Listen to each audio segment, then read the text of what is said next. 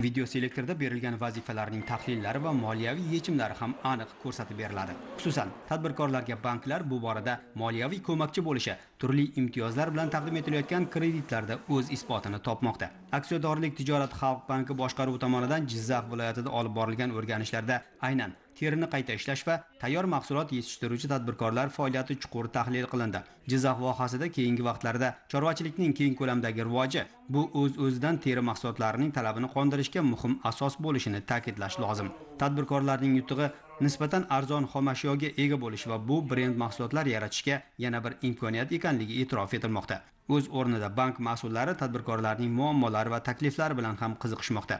Joriy yil boshidan hozirga qadar Xalq bankining Jizzax filiali tomonidan kichik va o'rta biznesni rivojlantirish loyihasi uchun 6610 ta tadbirkorlik subyektlariga 170 milliard 811 million so'm, har bir oila tadbirkor dasturi bo'yicha 5081 ta oilaga 96 milliard 617 million so'm mablag' turli imtiyozlar bilan yetkazib berilgan va ularning aksariyati o'z yo'nalishida ish o'rinlari yaratib, faoliyatini kengaytirish bilan mashg'ul bo'lishmoqda.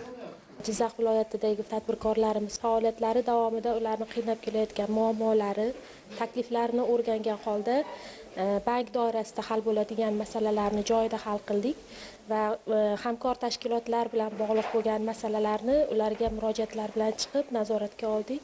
O'rganishlarimiz davomida asosan chorvachilik, charm poyabzal ishlab chiqaruvchilar faoliyatlarini o'rganishga asosiy urg'uni berdik. Ishlab chiqarilayotgan mahsulotlarini O'zbekistonda ishlab chiqarilgan brendi ostida kengaytirish faoliyatlarini, ularni ishlab chiqarayotgan mahsulotlarni eksportga chiqarish masalalari ham ko'rildi va bu borada tegishli tashkilotlar bilan amaliy yordamlar berish chora-tadbirlari belgilab olindi.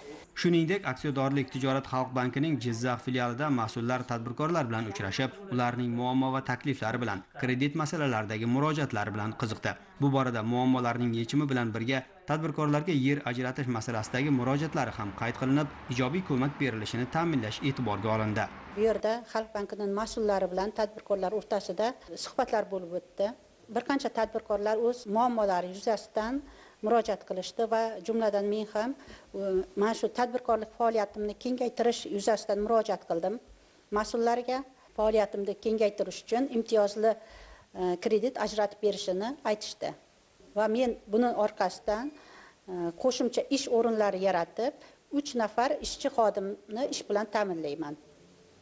Aytish kerak, bugun banklar tadbirkorlarning haqiqiy ma'nodagi ko'makchisi, moliyaviy manbasiga aylanib borayotgani ham bor gap. Yana bir e'tiborli jihati, har bir mahallaga mahalla bankiri ajratilib, ular aholi bilan uyma-uy o'rganishlar olib borishmoqda. Bu har tomonlama korrupsiyaning oldini olishda, tadbirkorlikka qiziqishi va imkoniyati borlarni aniqlab, ularni qo'llab-quvvatlashda katta ahamiyat kasb etmoqda.